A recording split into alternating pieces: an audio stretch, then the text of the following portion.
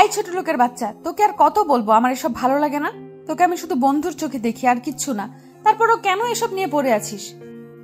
কিন্তু ইভা, আমি তো তোকে বলার আগে গালে আর দুইটা পড়লো। শোন শাহন, বন্ধু আসোস, বন্ধুর মতোই থাক। আর যদি না পারিস তাহলে আর আমার সাথে কথা বলা বা যোগাযোগ করিস না। শাওনের কিছু না বলে সেখান থেকে চলে গেল। কি কিছু বুঝলেন না তো? তাহলে চলেন সব ক্লিয়ার করি। আমি সোহান, এখন তো সবাই শাওন বলেই ডাকে। এবার ইন্টার প্রথম বর্ষের ছাত্র, বাবা মার ছোট ভাই সিয়ামকে নিয়ে আমাদের ছোট পরিবার। আর এতক্ষণ যার থাপ্পড় খাচ্ছিলাম সে হলো আমার বেস্ট নুসরাত জাহান ইভা। ইভাকে আমি খুব ভালোবাসি, সে ছোটবেলা থেকেই, যখন ক্লাস 7-এ পড়তাম। ইভাকে বিভিন্নভাবে বোঝানোর চেষ্টা করি, কিন্তু সে প্রতিবারই আমাকে ইগনোর করে গেছে। কিন্তু আমি হাল ছাড়ি নাই, লেগেই আছি তার পিছে। এই নিয়ে আমি তাকে 7বার প্রপোজ করছি, সে প্রতিবারই আমাকে না করে গিয়েছে। আর আজ যা হলো তা তো দেখলেনি। এখন গল্পে ফেরা যাক। ভাবছি ইভাকে আর ডিস্টার্ব করবো না, বন্ধু আছি বন্ধুই থাকবে, না হলে এই অধিকারটা হারাবো। বাড়ি এসে রুমে শুয়ে আছি, কিছুই ভালো লাগছে না। মা এসে 2বার ডেকে গেছে দুপুরে খাবার খাওয়ার জন্য। কি রে, তোর কি কানে চায় না ডাক পেয়েছে, নাকি তোর বাবাকে বলবো? বাবার কথা শুনে আমি তাড়াতাড়ি বিছানা থেকে উঠে পড়ি। মা তুমি যাও, আমি ফ্রেশ হয়ে আসতেছি। নিচে বাবাকে বলতে হবে না? এত করে ডাকলাম, উঠলে না, আর এখন বাবার কথা শুনতেই। মা যাও তো, আমি আসছি। ফ্রেশ হয়ে নিচে গিয়ে দেখি বাবা খেতে বসেছে। আমাকে দেখে বাবা বলল, বস, আজ এত তাড়াতাড়ি চলে আসলি যে? বাবা শরীরটা ভালো লাগছে না, তাই চলে আসলাম। তো এখন কেমন লাগছে? জি বাবা, ভালো। ইভা রাতে শুয়ে ভাবছে, না, আজ শাওনের সাথে একটু বেশি করে ফেলেছি। কালকে কলেজে গিয়ে সরি বলে দিব। বেচারাকে এইভাবে থাপ্পড় মারাটা আমার ঠিক হয়নি। পরের দিন কলেজে যেতে ইভার সাথে দেখা। আমি ইভাকে দেখেও না দেখার ভান করে চলে যেতেছিলাম। তখন ইভা আমাকে ডাক দিল। এই শাওন শোন। কি বলবে বলো? Shaon, I am sorry. ইভাকে থামিয়ে দিয়ে আমি বললাম, ছোট লোকদের সরি বলতে হয় না। আসলে শাওন, কালকে আমার মাথাটা এমনিতেই গরম ছিল, তার উপর আবার তুই এসব বলছিস, তাই কি বলতে কি বলে ফেলেছি আমি নিজেও জানি না। আপনারা ভাবছেন ইভার মাথা গরম ছিল কেন? তাহলে শুনুন। ইভার বান্ধবী সুবাকে একটি ছেলে ডিস্টার্ব করে, আর ইভা তার বান্ধবীরা মিলে ছেলেটাকে উত্তম মধ্যম দিয়েছিল, তাই মাথাটা আগে থেকে গরম ছিল। আচ্ছা বাদ দাও এসব, চল ক্লাসে যাই। তুই যা, আমি আসতেছি। ইভা চলে গেল ক্লাসে। আমি হারামিগুলোরে খুঁজতেছি। খুঁজতে খুঁজতে পুকুর পাড়ে গিয়ে দেখি হারামিরা বসে আড্ডা দিচ্ছে। আমাকে দেখে তানিম বলল, আসছে বাংলার নবাব এতক্ষণে আসবে না? তার তো আবার ইভার সাথে ডেটিং ছিল। তোরা কি চুপ করবি নাকি আমি আবার চলে যাব? হৃদয় আমার গালে হাত দিয়ে বলল, এখনো তো থাপ্পড়ের দাগ যায়নি, আবার ইভার কাছে গেছোস? তোর বসলাম, ওই না তোদের কাছে। বলেই ক্লাসের দিকে রওনা দিলাম। হারামিগুলো আমার সাথে সাথে ক্লাসে ঢুকলো। পিছনে বেঞ্চে বসে আড্ডা দিচ্ছি। কিছুক্ষণ পর স্যার আসলো। সবগুলো ক্লাস করে বাড়িতে দিকে রওনা দিলাম। কলেজ থেকে আমাদের বাড়ি বেশি দূর না, মাত্র 10 মিনিটের পথ, তাই পায়ে হেঁটেই বাড়ির দিকে রওনা দিলাম। কিছুক্ষণ পর পিছন থেকে কে জানি ডাক দিল। এই শাওন দাঁড়া। পিছনে তাকিয়ে দেখি ইভা একটা রিক্সায় বসা। ওঠ, রিক্সায় ওঠ। না, আমি হেঁটে যেতে পারবো। বললাম না উঠতে। ইভার রাগি চোখ দেখে আমি আর কিছু না বলে রিক্সায় উঠে বসি। তুই কি আমার সাথে এখনো রাগ করে আছিস? মনে মনে ভাবছি, মেয়েরা পারে বটে, এখন রাগ আমার এখনই ঠান্ডা। কি ভাবছিস এত কখন থেকে? কিছু না তো। হয়েছে, আর বলতে হবে না। নাম, এখন তোর বাড়ি এসে গেছি। আমি আর কিছু না বলে বাসায় এসে পড়ি। আমিও বাসায় চলে যাই। মেয়েটা কে ছিল রে? কোন মেয়ের কথা বলছো তুমি? নাকামি করিস না, এতক্ষণ যার সাথে রিক্সায় ঘুরে বেড়ালি। ও তো ইভা। ও, ইভা না হয় অন্য কেউ হলে আমার খবর করে ছাড়তো। ইভাকে মা চিনে, তাই কিছু বলেনি। মা, খিদে লাগছে, খাবার দাও। তুই ফ্রেশ হয়ে আয়, আমি খাবার বাড়ছি। আমি ফ্রেশ হয়ে খেয়ে নিলাম। তার বিছানায় শুয়ে দিলাম একটা ঘুম। বিকাল বেলা তানিমের কলে ঘুম ভাঙলো। কল ধরতেই, এই হারামি, কখন থেকে কল করে যাচ্ছি, তোর ধরার নামই নেই। তাড়াতাড়ি শ্যামলতলি আয়, সবাই বসে আড্ডা দিচ্ছি। 5 মিনিট অপেক্ষা করো, আমি 10 মিনিটে আইতেছি। তারপর ফ্রেশ হয়ে শ্যামলতলি গেলাম। বন্ধুদের সাথে আড্ডা দিয়ে রাতে বাড়ি ফিরলাম। এভাবে চলছিল দিনকাল। দেখতে দেখতে 2টা বছর চলে গেল। এইচএসসি পরীক্ষা চলে এলো। ভালোভাবে পরীক্ষাও দেই, আল্লাহর রহমতে ভালো রেজাল্টও করি। শুধু আমি না, ইভাও ভালো রেজাল্ট করেছে। দুইজনে একই ভার্সিটিতে চান্স চাই এবং ভর্তি হয়, তবে ইভা জানে না। তবে সেদিনের পর থেকে ইভাকে আর ভালোবাসি কথাটা বলিনি, শুধু মনের মধ্যে রয়ে গেল। কি রে, আর কত ঘুমাবি? আজ না তোর ভার্সিটির প্রথম দিন, প্রথম দিনই লেট করবি নাকি? মার কথা শুনে লাফ দিয়ে বিছানা হতে ওঠে। মা তুমি নাস্তা রেডি করো, আমি আসতেছি। ফ্রেশ হয়ে রেডি হয়ে নিচে গিয়ে দেখি বাবা খাবার টেবিলে বসে আছে। কি ঘুম ভাঙলো? জি বাবা। শুনলাম আজ নাকি কলেজে যাবি। জি বাবা। বাবাকে আমি খুব ভয় পাই, তাই বাবার সামনে বেশি কথা বলি না। নাস্তা করে কলেজে যাওয়ার সময় বাবা একটা চাবি এগিয়ে দিয়ে বলল, এই নে ধর। কিসে চাই বাবা এটা? বাহিরে গিয়ে দেখ। বাইরে এসে দেখি একটা বাইক রাখা। বাইকটা দেখে দৌড়ে গিয়ে বাবাকে জড়িয়ে ধরে বলি, আমার সুইট বাবা। মা। হয়েছে হয়েছে, এবার যা। বাইকে উঠে বাইজিতে একটা কল দিলাম। আমা কই তুই? আমি তো বাসায়। তাড়াতাড়ি নিচে আয়, কলেজে যাব। ও আপনাদেরকে তো বলতে ভুলে গেছি, 3 হারামিগুলো আমার সাথে ভর্তি হয়েছে। বাইজিৎকে নিয়ে আমি কলেজে চলে আসি। তানিম আর হৃদয়কেও বলেছি চলে আসতে, তারাও এসেছে। সবাই বসে আড্ডা দিচ্ছি, এ সময় ইভা আসলো। ইভাকে দেখে তো আমি পুরাই ফিদা হয়ে গেলাম। এ তো সাক্ষাৎ পড়ি। ইভাকে দেখে আবারও ক্রাশ খেলাম। কিরে তোরা এখানে? ইভা জানতো না আমরা এখানে ভর্তি হয়েছি, বাট আমি জানতাম। আমারও তো একই প্রশ্ন, তুই এখানে? তুই তো আগে বললি না এই কলেজে ভর্তি হইছিস। তোকে বলে তো আর তুই এই কলেজে ভর্তি হতি না। কিছু বললি? না তো, ক্লাসে চল। আমরা সবাই ক্লাসে চলে গেলাম। ক্লাসে গিয়ে তো আমি পুরাই অবাক। তুই এখানে? রিক্তা আমার ফ্রেন্ড, আমার সাথে এসএসসি দিয়ে ময়মনসিংহ চলে গেছিল তার মামার বাড়িতে। সেখান থেকেই এইচএসসি পাস করেছে। রিক্তা আমাকে দেখে চিৎকার দিয়ে শাওন বলে জড়িয়ে ধরলো। আপনাদের বলে রাখি, রিক্তা আগে থেকে আমার প্রতি কিছুটা দুর্বল। কতদিন পর তোর সাথে দেখা, প্রায় 2 বছর, আর তোর নাম্বার বন্ধ কেন? আরে আস্তে আস্তে, আমার নাম্বার চেঞ্জ করেছি, তাই তুই কলে পাসনি। এরই মাঝে স্যার চলে আসলেন এবং প্রথম দিনের ক্লাস তাই পরিচয় পর্ব দিয়ে শুরু করলেন। প্রথমে স্যার তার পরিচয় দিলেন, তারপর একে একে সব ছাত্ররা পরিচয় দিল। ক্লাস শেষে ক্যাম্পাসে কিছুক্ষণ বন্ধুদের সাথে আড্ডা দিয়ে বাসে আসার সময় হঠাৎ পিছন থেকে কে যেন বলে উঠল, কিরে বাইক কবে কিনলি? আমি পিছনে তাকিয়ে দেখি ইভা। আজকেই বাবা গিফট করলো। তো আমাকে কি লিভ দিবি না? কি তোকে না করেছি? ওঠ। ইভার বাসে নামিয়ে দিয়ে আমি বাসে চলে আসি। তারপর থেকে প্রায়ই আমি ইভাকে ড্রপ করে বাড়ি দিয়ে আসতাম। কলেজ, বাড়ি আর আড্ডা এভাবে কেটে যায় আর 3টা মাস। সকালবেলা ফোনে রিংটোনে ঘুম ভাঙলো। রিসিভ করতেই, হারামি, তোর না 9টায় ক্যাম্পাসে থাকার কথা? সরি, এখন কয়টা বাজে? কয়টা বাজে মানে? 9:30 বাজে। হৃদয়ের কথাটা শুনে আমার ঘুম চলে গেল। ফ্রেশ হয়ে নাস্তা না করে ক্যাম্পাসে চলে আসি। এসে দেখি সব ব্যবস্থা করাই আছে। আসলে আজকে হৃদয় এবার বান্ধবী শুভাকে প্রপোজ করবে, তাই এত কিছু। হৃদয় এবং শুভা দুইজনকে মনে হয় ভালোবাসে, কিন্তু এই ডাইনির জন্য কিচ্ছু করতে পারে না। এ পর্যন্ত যে ছেলে শুভাকে প্রপোজ করেছে সেই এবার হাতে কেলানি খেয়েছে, আর তাই বেচারা হৃদয় ভিতরে ভিতরে পুড়ে মরছে। তাই গতকালকে আমি বলেছিলাম এবার ব্যাপারটা আমি দেখবো, তাই আজকে এই আয়োজন। ওই দেখ, ইভা শোভা গেট দিয়ে ঢুকছে। আচ্ছা, ইভাকে আমি দেখছি আর শুভাকে এখানে পাঠিয়ে দিচ্ছি বলে ইভার কাছে আসলাম। ইভা চলো, ফুচকা খাওয়াবো। সত্যি তুই ফুচকা খাওয়াবি? জি মহারানী, এবার চলেন। এই শোভা তুইও চল। না শুভা থাক, শুভা তোমাকে হৃদয় ডাকছে। শুভা বুঝতে পেরে হারামিদের কাছে চলে গেল। এই তুই শোভাকে ভাগিয়ে দিলি কেন? আসলে আমার কাছে বেশি টাকা নাই, তাই তোর যদি শর্ট পড়ে ফুচকা, তাই তাকে পাঠিয়ে দিয়েছি। ডাহা মিথ্যা কথা। ইভা যাতে বুঝতে না পারে তাই এটা বললাম। ইভাকে নিয়ে আমি ক্যান্টিনে চলে আসছি। ইভা ইচ্ছা মতো ফুচকা খেলো। এদিকে শুভা হৃদয়ের কাছে আসলো। শোভা, তোমার চোখটা বন্ধ করো। কেন? আরে করতে বলছে, করেই দেখ না। শুভা চোখ বন্ধ করলে হৃদয় হাঁটু গেড়ে বসে গোলাপ ফুলটা শুভার সামনে ধরে।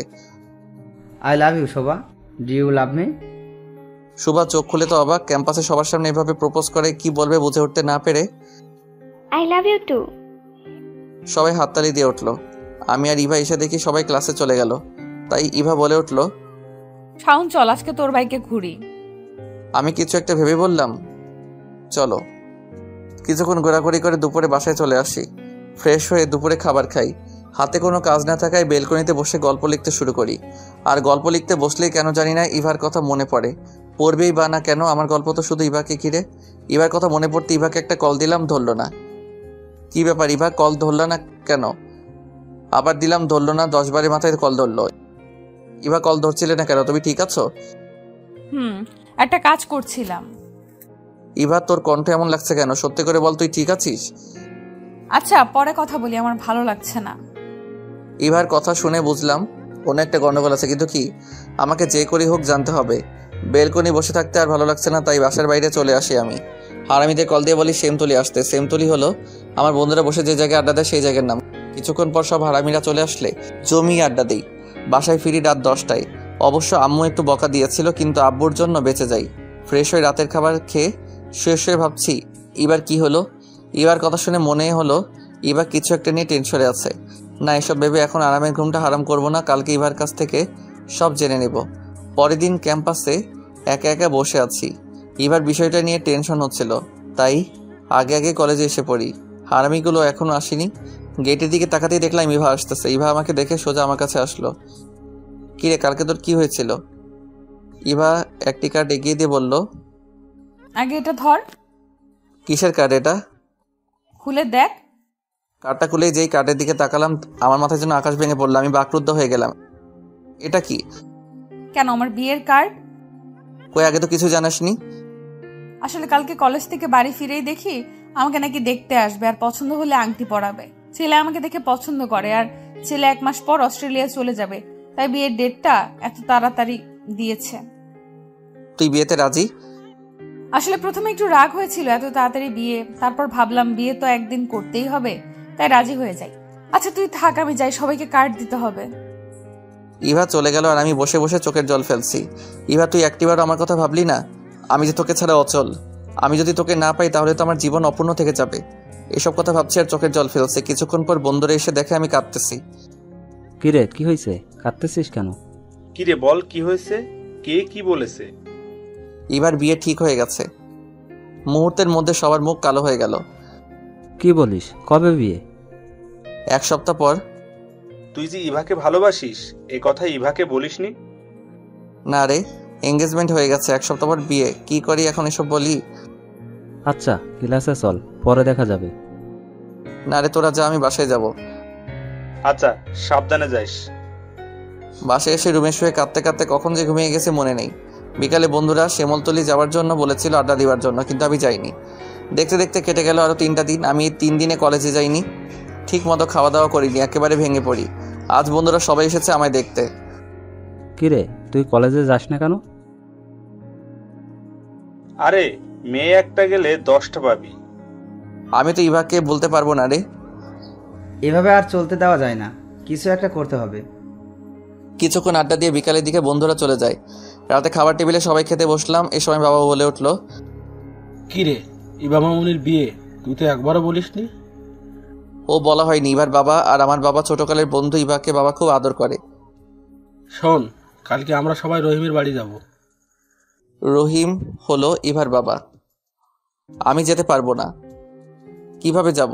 নিজের ভালোবাসার মানুষকে অন্য কেউ নিয়ে যাবে, এটা আমি নিজ চোখে দেখতে পারবো না।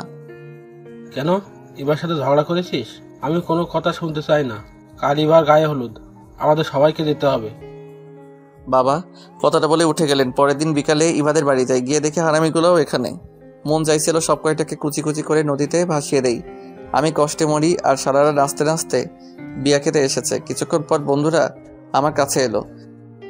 কিরে, জিএফের বিয়ে খাতে আইসস? বলেই হারামিরা কি হাসি দিল। রাগে আমার গা জ্বলে যাচ্ছিল। তোর মোবাইলটা দে তো। আমি আমার মোবাইলটা দিলাম হৃদয়কে। শালা শেয়ারে কি জানি নিল। তারপর আমাকে মোবাইলটা দিয়ে বলল, আচ্ছা, তোর জিএফের বিয়া তুই খা, আমরা গেলাম। বলে হারামিরা আমাকে রেখে চলে গেল। যাক, ভালো হয়েছে। হারামিরা এমন কথা বলতো, এতে আমার কষ্ট আরো বাড়তো। আমি ইভার রুমে গিয়ে দেখি ইভাকে গায়ে হলুদের সাজ সাজাচ্ছে। আমাকে দেখে ইভা বলে উঠল, শাওন, আমাকে কিরকম লাগছে? অসম্ভব সুন্দর, যেন আকাশ থেকে নেমে আসা কোনো হলুদ পরি, যার চোখের দিকে তাকিয়ে কয়েক যুগ পার করে দেওয়া যাবে, তবুও তাকে দেখা শেষ হবে না। আমাকে থামিয়ে দিয়ে ইভা বলল, হয়েছে হয়েছে, আর বলতে হবে না। বলতে কই দিলি তুই? ইভার সাথে আর কিছুক্ষণ কথা বলে চলে আসি। কথা বলে বুঝলাম ইভা বিয়াতে খুব খুশি। আমার যে কষ্টে ভিতরটা ফেটে যাচ্ছে তা বুঝতে দিলাম না। রাত 8টায় গায়ে হলুদের অনুষ্ঠান আরম্ভ হয়। আমার খুব কষ্ট হচ্ছিল, তাই বাহিরে চলে আসি। দোকান থেকে 1 প্যাকেট সিগারেট কিনলাম। আগে কখন সিগারেট খাইনি, শুনেছি সিগারেটের ধোয়ার সাথে নাকি মনের কষ্ট উড়ে যায়। এক টান দিতে কাশতে কাশতে দম শেষ। তারপরও খেলাম। তারপর ইভাদের বাড়ি না গিয়ে আমাদের বাড়ি চলে আসি। আমার মোবাইলটা অফ করে রাখি। তারপর রুমে বসে একটার পর একটা সিগারেট খেতে থাকি। রাতটা কোনো মতে পার করি। সকাল 8টায় ঘুম ভাঙলে মোবাইলটা অন করি। এই মা 200 মিস কল, সবগুলো দিয়েছে বাবা মা আর ইভা। আপনারা ভাবছেন মোবাইল বন্ধ থেকে কিভাবে দেখলাম 200 মিস কল? আরে ভাই, আমার মোবাইলে মিস কল অ্যালার্ট চালু করা। মোবাইলটা খাটে রেখে ফ্রেশ হতে গেলাম। ফ্রেশ হয়ে এসে দেখি আবার বাবা 5টা কল দিয়েছে। মোবাইলটা হাতে নিতেই আবার বাবার কলটা ধরতেই, এই হারামজাদা, কখন থেকে কল করছি, ধরিস না কেন? জি বাবা, ওয়াশরুমে ছিলাম। কই তুই এখন? কালকাতে মানুষের হাঙ্গামায় ভালো লাগছিল না, তাই আমাদের বাসায় চলে আসি। ভালো লাগছিল না তো আমাদের বলে যেতে পারতি। আর শোন, তাড়াতাড়ি তুই রহিমের বাসায় আয়। জি বাবা, আসতেছি। ইচ্ছা না তাকে সত্ত্বেও যেতে হলো। বিয়ে বাড়িতে সবাই কত আনন্দ করছে, সবাই কত খুশি, শুধু আমি একাই শুধু কষ্ট পাচ্ছি। তাই ছাদে এসে একা একা বসে মোবাইল টিপতেছে। নিচে অনেক হাঙ্গামার শব্দ শোনা যাচ্ছে, তাতে আমার কি, আমি মন মরা হয়ে বসেই আছি। কিছুক্ষণ পর বাবা মা আঙ্কেল ছাদে আসলেন। আঙ্কেল মানে ইভার বাবা। বাবা আমার কাছে এসে বলে উঠলো, তুই কি ইভাকে ভালোবাসিস?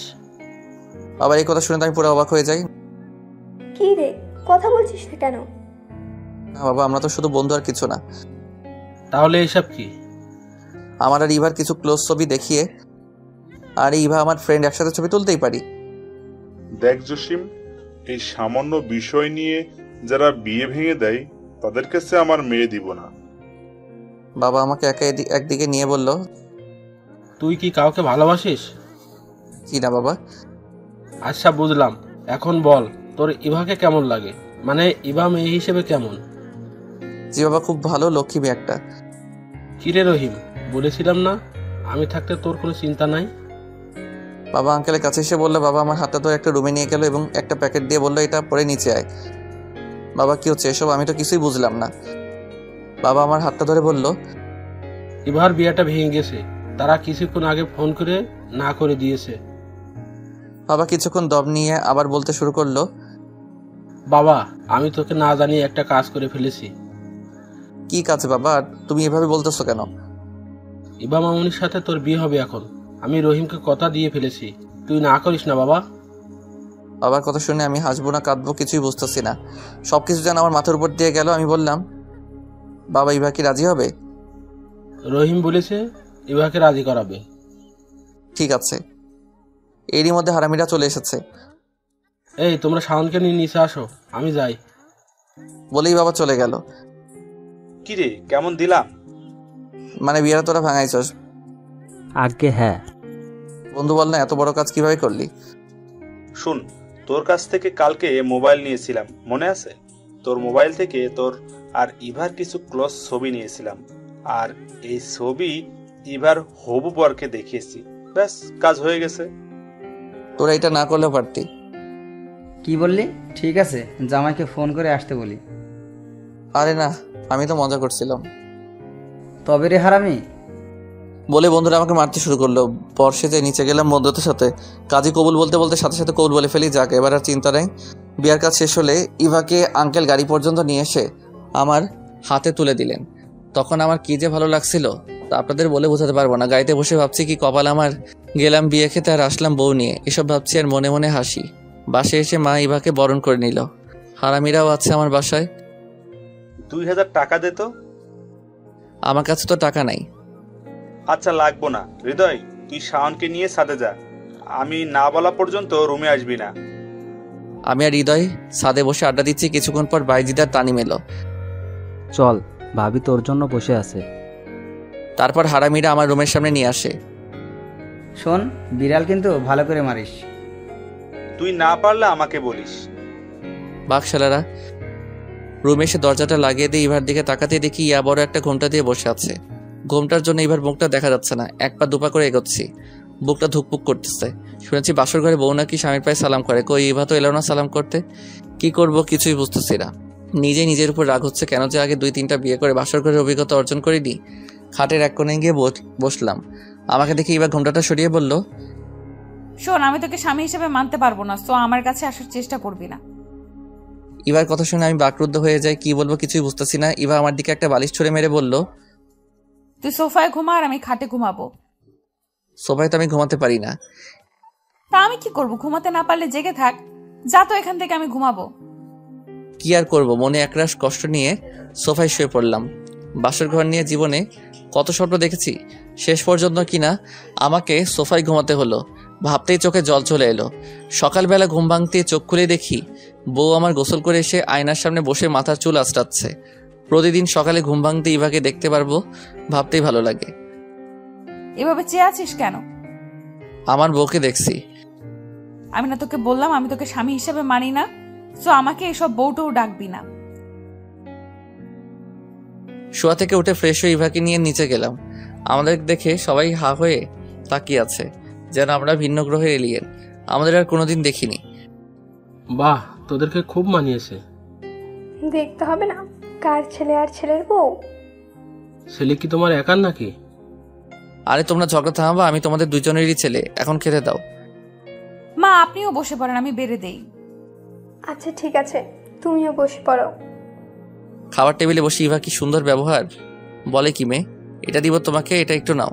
সবার সামনে কি সুন্দর করে কথা বলে। আমি তো শুনে পুরাই শখ। বিকালে বন্ধুদের সাথে আড্ডা দিতে গেলাম। কিরে, বাসুরাত কেমন কাটলো? বেয়াল কি মারছিলি? আরে দূর, রাতে কিছুই হয়নি। তারপর বন্ধুদের সবটা বললাম।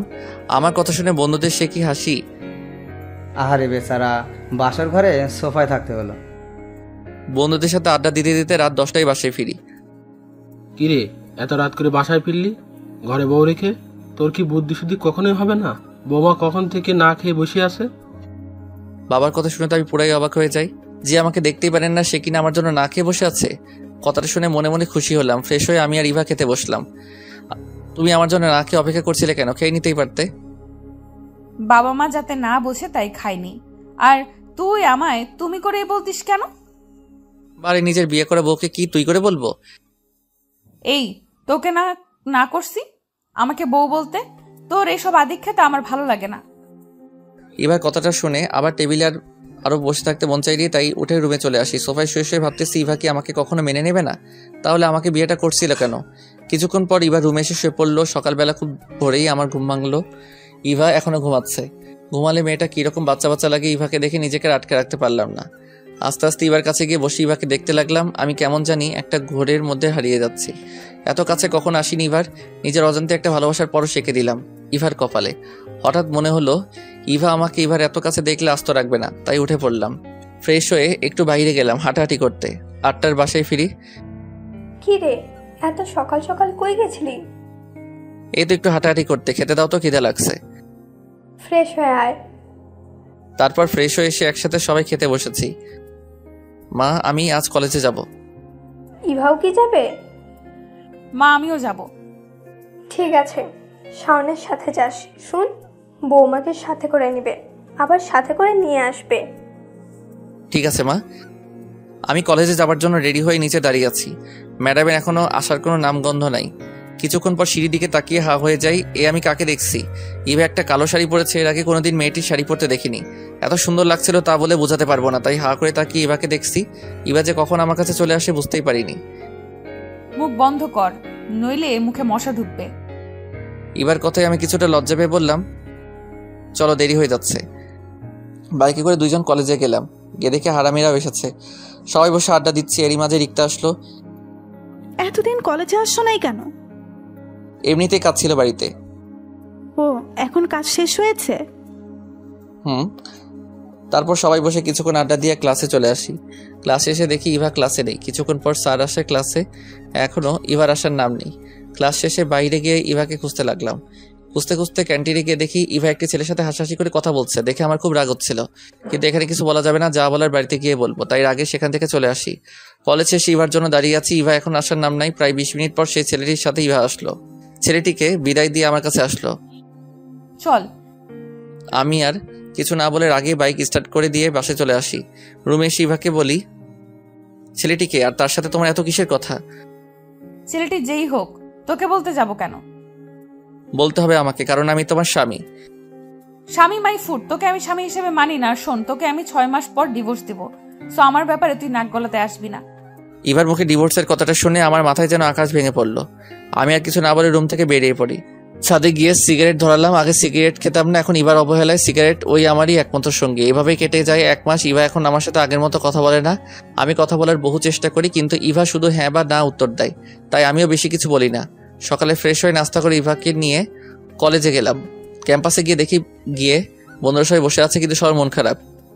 কিরে তোরা সবাই মুখটা এমন বাংলার পেঁচার মতো করে রাখছস কেন? মিমের বিয়ে ঠিক হয়ে গেছে। মিম হচ্ছে বাইজিতের খালাতো বোন। কি বলিস, কবে? জানি না, তবে কিছুক্ষণ আগে মিম কল করে বলল। বিয়ের ডেট ঠিক হয়ে গেছে? সামনে রবিবারে। আজকে সোমবার, তার মানে 5 দিন সময় বাকি আছে। আর চল সবাই। কই যাবি? কই যাবো মানে তোর খালা বাড়ি। সবাই এখন যার যার বাড়ি গিয়ে রেডি হয়ে নে। তারপর সবাই উঠে পড়ি। আমি ইভাকে খুঁজতে থাকি, কারণ ইভাকে বলে যেতে হবে। ইভাকে গিয়ে দেখি বান্ধবীদের সাথে বসে আড্ডা দিচ্ছে। আমি ইভাকে ডাক দিলাম, ইভা একটু এদিকে আসো। কি বলবি? এখানে বল। শোন, আমি এখন বাড়ি চলে যাব, তুমি কি আমার সাথে যাবে? এখন চলে যাবে কেন? ক্লাস করবে না? না, আমি এক জায়গায় যাবো 5-6 দিনের জন্য। আচ্ছা তুই তাহলে যা, আমি ক্লাস করে বাসায় চলে আসব। আমি মন খারাপ করে চলে আসলাম। ভাবছিলাম 5-6 দিনের জন্য যাবো, ইভা কিছু বলবে, কই যাব, কেন যাবো, এসব। আচ্ছা সাবধানে যাও, এটুকু তো বলতে পারো। বাড়ি গিয়ে মাকে বলে রেডি হয়ে সবাই বেরিয়ে পড়লাম মিমের বাড়ি কিশোরগঞ্জের উদ্দেশ্যে। স্টেশনে এসে সবাই বাসে উঠে পড়লাম। প্রায় 4 ঘন্টা জার্নি করে মিমদের বাড়ি গেলাম। বাইজিতে সবার সাথে পরিচয় করিয়ে দেই। আন্টি আমাদের রুম দেখিয়ে বলে, বাবা তোমরা এখানে রেস্ট নাও। সবাই ফ্রেশ হয়ে রেস্ট নিচ্ছি। হৃদয় মোবাইলে সবার সাথে কথা বলছে। কিছুক্ষণ পর মিম আসলো রুমে। বাইজিৎকে দেখে সবার সামনে জড়িয়ে ধরলো। আমরা সবাই হা হয়ে গেলাম। মিম কিছুক্ষণ পর যখন দেখলো আমরা তাকিয়ে আছি, বাইজিৎকে ছেড়ে দিয়ে বলল, সরি। সমস্যা নাই, আপনারা কন্টিনিউ করতে পারেন। বলে আমরা রুম হতে বেরিয়ে পড়ি। রাতে খাবার খেয়ে সবাই রুমে আসি। বাইজিৎ, আমার মিমের সাথে কিছু কথা আছে, চল মিমের রুমে। তারপর আমি আর বাইজিৎ মিমের রুমে যাই। মিম, আমি তো কিছুই বুঝলাম না, আপনি বাইজিৎকে ভালোবাসেন, তাহলে বিয়েতে রাজি হলেন কেন? আসলে বাবা আমাকে না জানিয়ে আমার বিয়ে ঠিক করেছে। তাহলে জানার পর আঙ্কেলকে কিছু বলেন না কেন? আমি বাবাকে খুব ভয় পাই, আর বাবাকে বাইজিতের কথাটা বলতে পারিনি। আচ্ছা আপনি এখন কি চান? আমি বাইজিতকে ছাড়া বাঁচতে পারবো না। আচ্ছা আমরা আছি, সব ঠিক করে দিব। বলে আমি আর বাইজিৎ রুম মধ্যে চলে আসি এবং সবাইকে সব বললাম। সব তো বুঝলাম, এখন বাইজিৎ তুই তোর আঙ্কেলকে বলতে পারবি? না ভাই, আঙ্কেল খুব রাগী, আমি বলতে পারবো না। আরে এদের দিয়ে কিছু হবে না, যা করার আমাদের কি করতে হবে। অনেক রাত হয়েছে, এখন সবাই ঘুমা। তারপর সবাই ঘুমিয়ে পড়ি। সকালবেলা ঘুম ভাঙতে ইবার কথা মনে পড়লো। প্রতিদিন ঘুম থেকে উঠে ইবাকে দেখতাম। আজ ইবাকে দেখতে না পেয়ে মন খারাপ করে বসে আছি। কিরে, মন খারাপ করে বসে আছিস কেন? না এমনি, আর কই মন খারাপ। এবার কথা মনে পড়ছে তাই না? আমি মাথা নেড়ে হ্যাঁ জানালাম। বন্ধুরা এমনই হয়, মুখ দিয়ে কিছু বলতে হয় না, চোখ দেখেই সব বলে দিতে পারে। মন খারাপ করিস না, দেখিস সব ঠিক হয়ে যাবে। তারপর ফ্রেশ হয়ে সবাই মিলে ঘুরতে গেলাম। কিশোরগঞ্জের পাগলা মসজিদ, শোলাকিয়া ঈদগাহ মাঠ ও গুরুদয়াল কলেজে ঘুরলাম। গুরুদয়াল কলেজের অনেক নাম শুনেছি, এখানে নাকি রাষ্ট্রপতিও লেখাপড়া করেছে, তাই এই কলেজটা দেখার খুব শখ ছিল। কিছুক্ষণ ঘোরাঘুরি করে মিমদের বাড়ি গেলাম। এখনও মিমের বাবাকে বাইজিদের কথা বলা হয়নি, তাই সবাই বসে প্ল্যান করতেছে কিভাবে বলা যায়। এভাবে কেটে গেল আর 2টা দিন। এখনও আঙ্কেলকে বলা হয়নি। আঙ্কেলের যা রাগী মানুষ, এই 3 দিনে বুঝেছি, তাই কেউ বলার সাহস পাইনি। অবশেষে আজ সিদ্ধান্ত নিয়েছি সবাই মিলে আজই বলবো। দুপুরে খাওয়া দাওয়ার পর মিমের বাবা মার রুমে গেলাম। আঙ্কেল, আপনাদের সাথে কিছু কথা ছিল। কি বলবে বলো। আঙ্কেল, আমার মনে হয় মিম এই বিয়েতে খুশি না। কি বলছো এসব? আঙ্কেল, আপনি একবার কি মিমকে জিজ্ঞেস করেছেন? মিমেরও তো পছন্দ অপছন্দ থাকতে পারে। কি বলতে চাও তুমি, স্পষ্ট করে বলো। জি আঙ্কেল, মিম আর বাইজিৎ দুইজন দুজনকে ভালোবাসে আঙ্কেল। বেশ, মিম মিম। রাগে মিমকে ডাক দিলেন আঙ্কেল। জি বাবা। আমি যা শুনেছি তা কি সত্যি? মিম ভয়েস শুধু মাথা নাড়িয়ে হ্যাঁ জানালো। তোমরা সবাই এখন যাও। আমাদের দিকে রাগীভাবে তাকিয়ে আঙ্কেল বলল, আমরা রুমে চলে আসি। আঙ্কেল কি বললো রে? জানি না, তবে খুব রেগে গেছে। কিছুক্ষণ পর আঙ্কেল বাইজিৎকে তার রুমে ডাকলেন। বেচারা মুখটা ভয় দেখার মতো ছিল। বাইজিৎ আঙ্কেলের রুমে গেলে কি বলবো জানি না, তবে বাইজিৎ আর মিমকে রুম থেকে দেখছি হাসি মুখে বের হচ্ছে। কিরে আঙ্কেল, কি বলবো? আঙ্কেল আমাদেরকে মেনে নিয়েছে। সত্য। আমাকে ডেকে নিয়ে প্রথমে খুব বকাঝকা করলো, আগে কেন বলিনি তার জন্য। তারপর আঙ্কেল বলল আর 2 দিন পর বিয়ে, এখন আর সম্ভব না। তারপর আমি আর মিম আঙ্কেল পায়ে ধরে কান্নাকাটি করি, তখন আঙ্কেল আমাদের মেনে নিয়েছে। তার মানে কালকের দিন পর তোদের বিয়ে? না রে, আঙ্কেল বললো আমার লেখাপড়া শেষ করে তারপর বিয়ে। বিয়ে পরে হবে, তাতে কি? এখন তো প্রকাশে প্রেম করতে পারবি। আচ্ছা শোন, বিয়ে যখন হবে না তাহলে আমরা বরং আজকেই চলে যাই। আজকে দিনটা থাকি না, কালকে না হয় চলে যাব। আচ্ছা বুঝছি, আর বলতে হবে না। পরের দিন সকালে আমরা সবাই বাড়ির দিকে রওনা দেই। দুপুরে বাসায় এসে পৌঁছাই। দরজায় কলিং বেল দিতেই মা এসে দরজা খুলে দিল। মাকে দেখে জড়িয়ে ধরি। কেমন আছো মা?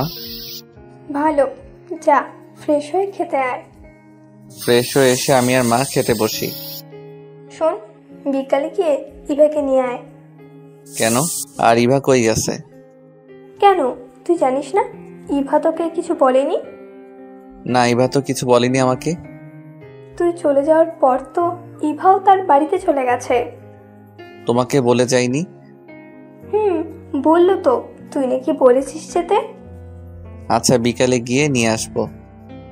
অনেক জার্নি করেছি, তাই রুমে গিয়ে শুইতেই এক ঘুম। বিকালে মায়ের ডাকে ঘুম ভাঙলো। কি রে, তুই না ইভাকে আনতে যাবি?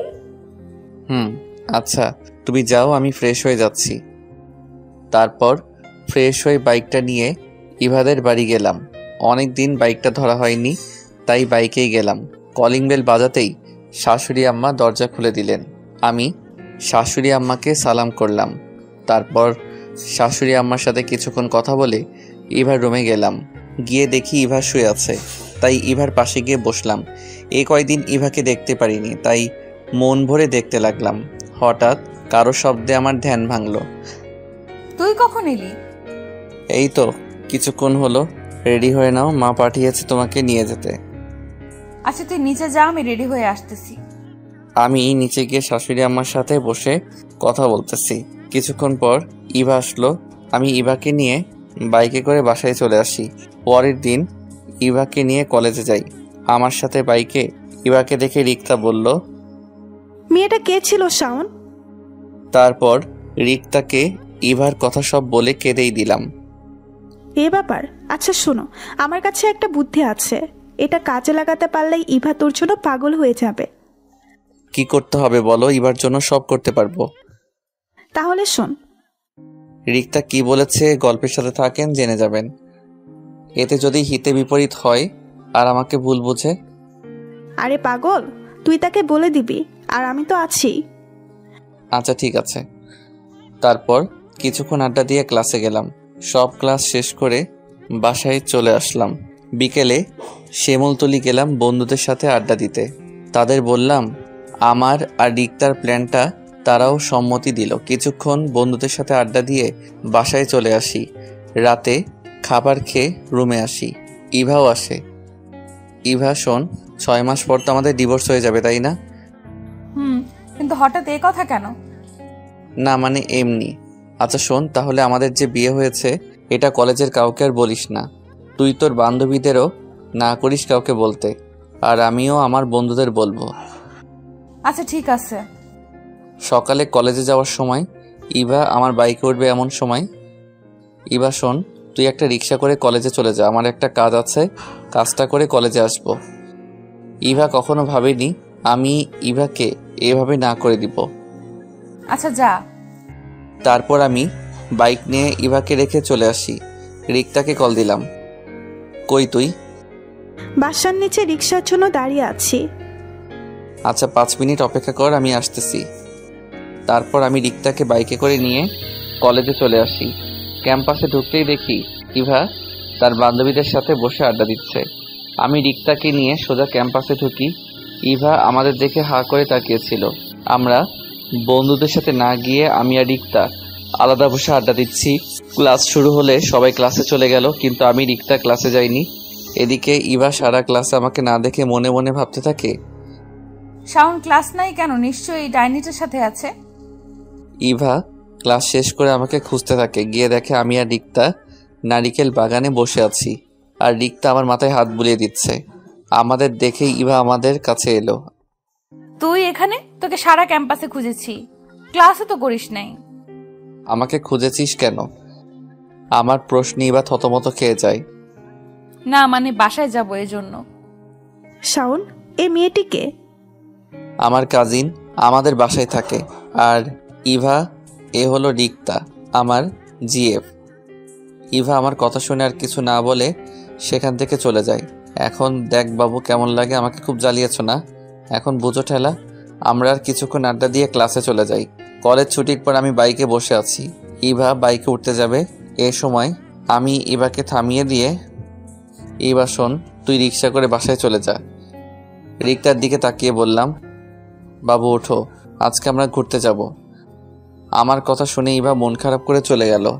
এদিকে ইভা মনে মনে ভাবছে, শাওন আমার সাথে এমনটা করতে পারলো? তার জিএফ এর সামনে আমাকে অপমান করলো। আমি রাতে 10টায় বাসায় ফিরি। ইভা এসে দরজা খুলে দেয় আর বলল, এতক্ষণ কই ছিলে? তা তোকে বলতে হবে? আচ্ছা, ফ্রেশ হয়ে আয়, আমি খাবার দিচ্ছি। শোন, তুই খেয়ে নে, আমি বাইরে থেকে খেয়ে এসেছি। বলেই রুমে চলে আসি। ইভা খেয়ে রুমে আসার পর আমি বেলকনিতে গিয়ে রিক্তার সাথে কথা বলা শুরু করি। ইভাকেও দেখছি না, মনে হয় শুয়ে আমাদের কথা শুনছে। তাই প্রায় 2 ঘন্টা প্রেমালাপ করি। 12টায় রুমে আসি। এতক্ষণ কার সাথে কথা বলছিলে? তুই এখনো ঘুমাসনি? আগে আমার কথার উত্তর দে। কার সাথে হবে আবার? রিক্তার সাথে। তো লজ্জা করে না বাসায় বউ রেখে অন্য মেয়েদের সাথে কথা বলতে? ওরে আমার বাবু, আমার তো মনেই ছিল না। শোন, রিক্তা অন্য মেয়ে না, রিক্তা আমার হবু বউ। তোকে ডিভোর্স দিয়ে আমি রিক্তাকে বিয়ে করব। আমার মুখে ডিভোর্সের কথাটা শুনে ইভা থমকে গেল। বাঙালি নারীর বিয়ে একবারই হয়, আর ইভার আগে সেই দিন ডিভোর্সের কথা এমনিতেই বলেছিল। ইভা আমাকে স্বামী হিসেবে মেনে নেয়নি ঠিক, কিন্তু আজ ডিভোর্সের কথা শুনে ইভা যে কষ্ট পেয়েছে আমি তা ঠিক বুঝতে পেরেছি। কষ্ট পাক তাতে আমার কি, আমিও তো কম কষ্ট পাইনি। আমি আর এসব না ভেবে ঘুমিয়ে পড়লাম। পরের দিন কলেজে আমি একাই যাই। ইভা রিক্সা করে কলেজে যায়, আমি রিক্তাকে নিয়ে সোজা ক্যাম্পাসে ঢুকি। আমাদেরকে দেখে এবার বান্ধবীরা ইভাকে বলল, কিরে, শাওনের সাথে মেয়েটাকে?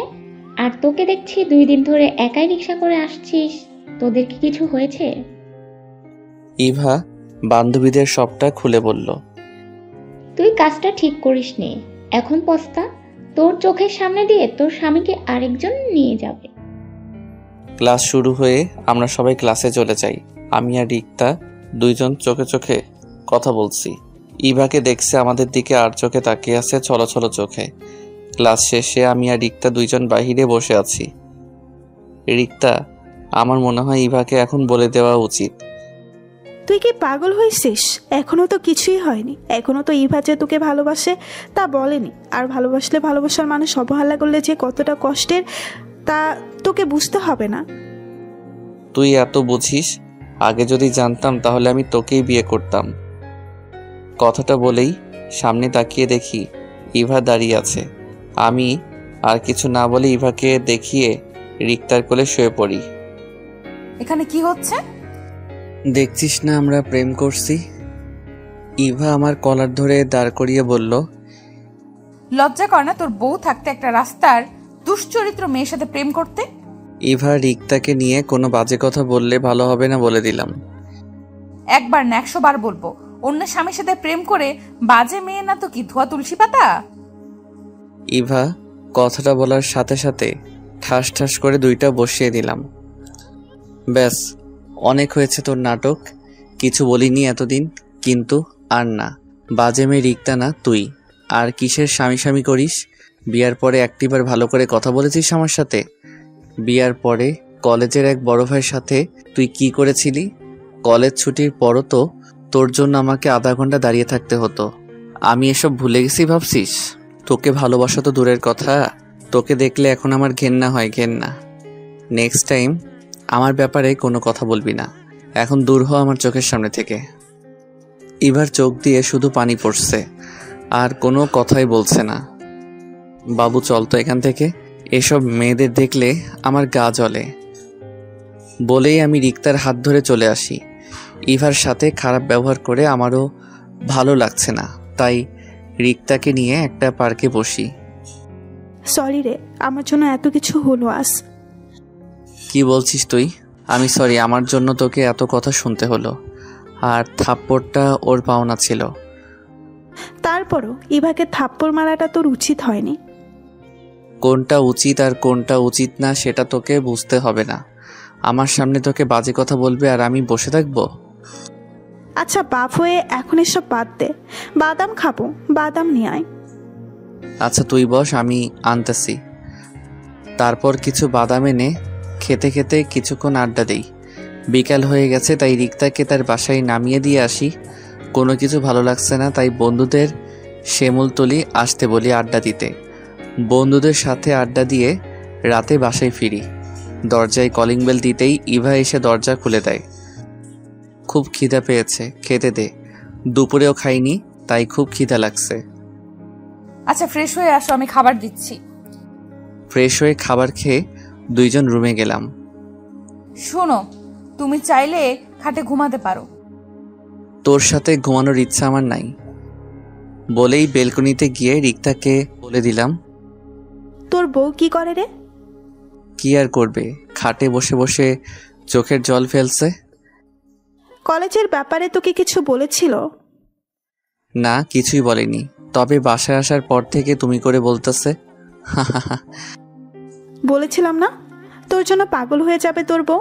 আচ্ছা শোন, আমার ব্যাপারটা মনে থাকে যেন। মনে থাকবে। তুই আমার এত বড় উপকার করলি, তোর কথাটা আমি রাখবো না? আচ্ছা আমার ঘুম পাচ্ছে, রাখি। ওকে, শুভরাত্রি। বলে কলটা কেটে দিলাম। বেলকনিতে থেকে রুমে এসে দেখি ইভা শুয়ে শুয়ে কি জানি ভাবছে। আমি সেই দিকে খেয়াল না দিয়ে সোফায় শুয়ে পড়লাম। কখন যে ঘুমিয়ে গেছি মনে নেই। মাঝরাতে হঠাৎ কারো শব্দে ঘুম ভেঙে গেল। আমি চেয়ে দেখি ইভা আমার পায়ে মাথা রেখে কান্না করতেছে আর বলছে, সরি শাওন, তুমি যখন আমার কাছে ছিলে তখন আমি তোমায় বুঝতে পারিনি, কিন্তু আজ তোমাকে হারিয়ে আমি বুঝেছি তুমি আমার ভেতর কতটা জুড়ে ছিলে। এখন তোমাকে হারিয়ে বুঝেছি আমি তোমাকে কতটা ভালোবাসি।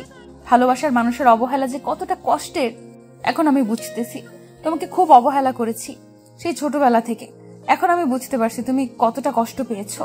তুমি শুধু একবার ফিরে আসো, আর কোনোদিন তোমাকে হারাতে দিব না। ইভার কথা শুনে খুব ইচ্ছে করছিল ইভাকে জড়িয়ে ধরে বলি, ভালোবাসি তোমায়, খুব ভালোবাসি। কিন্তু না, এখন কিছু বলা যাবে না। তাই আবার ঘুমিয়ে গেলাম। সকালবেলা ইভার ডাকে ঘুম ভাঙল। কি, আমাকে একটু শান্তিতে ঘুমাতেও দিবে না? অনেক বেলা হয়েছে, ওঠো। আর তোমার জন্য কফি বানিয়ে এনেছি, না হলে কফি ঠান্ডা হয়ে যাবে। আজ সূর্য কোন দিক দিয়ে উঠল, তুই আমার জন্য কফি করে আনলি? বারে, আমার বরের জন্য আমি কফি বানিয়ে আনতে পারি না? কি বলছিস, তোর বর? ভুলে যাস না, আর 3 মাস পর আমাদের ডিভোর্স হয়ে যাবে। তুই আমাকে কি ডিভোর্স দেস? আমিও দেখে নেব। কিছু বললি নাকি? না, কিছু বলিনি। আচ্ছা এখন কফিটা নাও। আমি ঘুম থেকে উঠে কফিটা খেয়ে ওয়াশরুমে গেলাম ফ্রেশ হতে। ইভার চিল্লাচিল্লিতে ওয়াশরুম থেকে বের হলাম। কি হয়েছে, এভাবে চেঁচাচ্ছিস কেন? বলে ফ্লোরের দিকে তাকিয়ে দেখি আমার মোবাইলটা ভেঙে পড়ে আছে। হায় আল্লাহ, এটা কি করলি? আমার মোবাইলটা ভাঙলি কেন? এই তোর মোবাইলে মেয়েদের এত কল কিসের? ইভার আমার কলার ধরে কথাটা বলল। আমি ভাঙা মোবাইলটা হাতে নিয়ে দেখি রিক্তা কল দিয়েছিল। কই এত মেয়ে, রিক্তাই তো কল দিয়েছিল। আর তুই তো জানিস রিক্তা আমার জিএফ। আর তুই কি রিক্তাকে উল্টাপাল্টা কিছু বলেছিস? কি বলেছি তা ওই ডাইনিটার কাছ থেকে জেনে নিস। তাহলে জেনে নিন ইভা কি বলেছিল। আমি যখন ঘুম থেকে উঠে রিক্তাকে একটা SMS পাঠিয়েছিলাম কল দেওয়ার জন্য, আর এটাও বলেছিলাম যে কলটা ইভা ধরবে। আমি ইভাকে জ্বালানোর জন্য রিক্তাকে দিয়ে কলটা করাই। ইভা কল রিসিভ করতেই, বাবু তোমার ঘুম ভাঙলো? শোন, রাস্তা করার দরকার নেই, তাড়াতাড়ি কলেজে চলে আসো, আমি তোমার জন্য বিরিয়ানি রান্না করে আনবো। এই মেয়ে, তো সমস্যা কি? আমার স্বামীর জন্য আমি থাকতে তুই রান্না করে আনতে যাবি কেন? কি বললি? তোর স্বামী শাওন তো তোকে ডিভোর্স দিয়ে আমাকে বিয়ে করবে, আর 3 মাস পর। শোন ডাইনি, আমার স্বামীর দিকে তুই যদি চোখ তুলেও তাকাস তাহলে তোর চোখ আমি তুলে নেব। আমি কি করে বসে বসে আঙুল চুষবো? শাওন, শুধু আমার কথাটা মনে রাখিস। ইভা আর কিছু না বলে আছাড় দিয়ে আমার স্বাদের মোবাইলটা ভেঙে ফেলে। এই যা, এইটুকুর জন্য আমার মোবাইলটা ভেঙে ফেললো। আমি আর কিছু না বলে রেডি হয়ে নিচে গেলাম নাস্তা করতে। নাস্তা করে আমি যথারীতিতে ইভাকে রেখে কলেজে গেলাম। গিয়ে দেখি বন্ধুরা বসে আড্ডা দিচ্ছে, তাই তাদের সাথে বসলাম। কিরে, তোর কি অবস্থা? আজকাল তো ক্যাম্পাসে আমাদের সাথে বসিসই না, তা আজ কি মনে করে? তোরা তো জানিস আমি একটা মিশনে আছি। তো শুনি আপনি কি মিশনে আছেন? আরে তুই আয়, বস বস। বসবো না। শাওন, চল না, ফুচকা খাবো। চল ক্যান্টিনে। ক্যান্টিনে না, বাইরে রাস্তায় দাঁড়িয়ে খাওয়ার মজাই আলাদা। আচ্ছা চল।